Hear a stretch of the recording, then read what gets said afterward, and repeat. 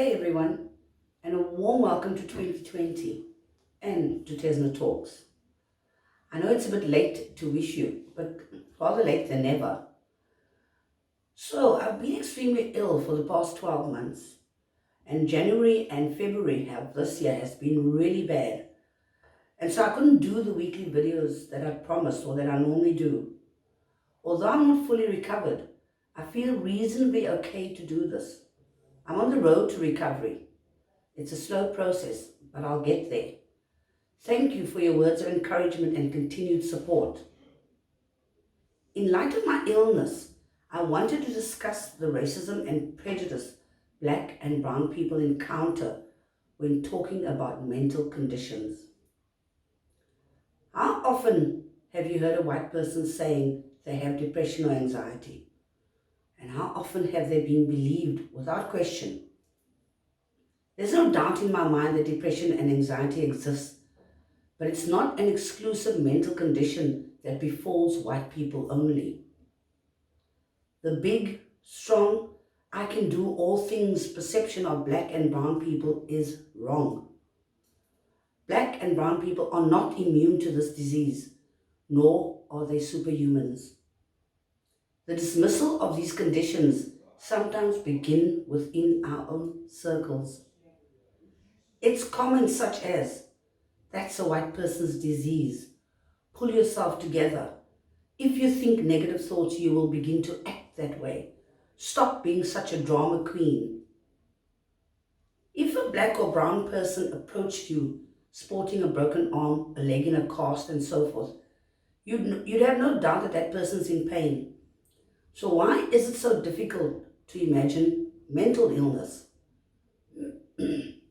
Excuse me. Years ago, I recall suffering from postpartum depression after giving birth to my son.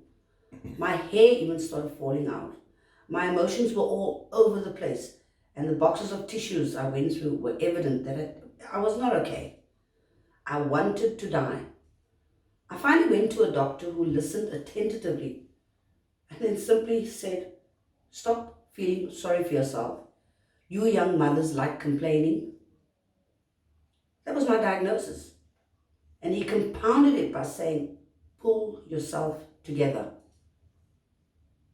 I left feeling really bad about myself, but decided to meet with women who were experiencing the same because I'd read about it, and I know that my husband, my very loving family, and those women helped me get through this. The perception that Black and brown people can't be depressed is a lie, and it's racist and prejudice.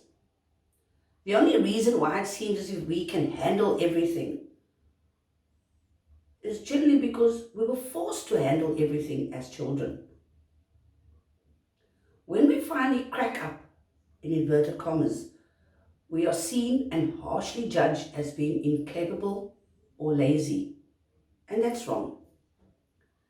Black and brown people can and do suffer from depression and anxiety, and we need to open these channels of communication and accept without question that it can happen to us too. So let's do this. Open the lines of communication when you hear a family member, friend, or a partner tell you about this, and don't make them feel guilty for being sick. It's not their fault, nor is it an exclusively white condition. Please be kind and live consciously. Thank you for joining me. Please like, subscribe, and share this video.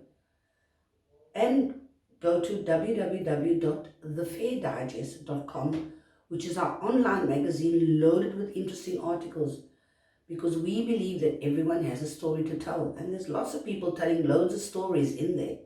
So have a look, and I'll see you next week. Thank you so much for joining me. Goodbye.